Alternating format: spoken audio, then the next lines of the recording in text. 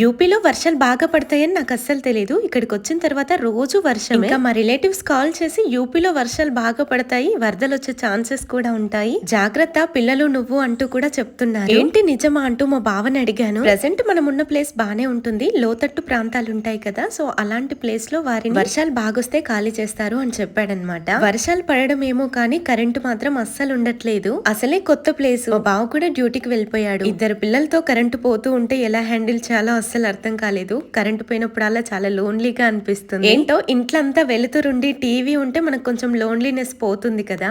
ఒక రోజు నైట్ అయితే కరెంట్ అస్సలే రాలేదు. ఇక్కడ మాక్సిమం ప్రతి ఇంటికి ఇన్వర్టర్స్ ఉన్నాయి, మాకు లేదు. అయినా మాకేమైనా భయమా కరెంటు లేకుండా? బ్లాక్ నైట్స్ ఎన్ని రోజులు గడపలేదు. ఆ భయంతో పోలిస్తే ఇది బెటరే అనిపించింది. డెఫినెట్లీ ప్రెసెంట్ నా సిచ్యువేషన్ ఏంటి, నేను ఎలా ఉన్నాను అని చెప్పి ఫుల్ బ్లాగ్ అయితే అప్లోడ్ చేస్తాను. ఇది ఎప్పుడో మేము వచ్చిన కొత్తలో వండిన కూర, అల్లం లేదు మసాలా లేదు, అయినా టేస్ట్ బాగా వచ్చింది. కుదిరితే చిన్న లైక్ ఇవ్వచ్చు కదా.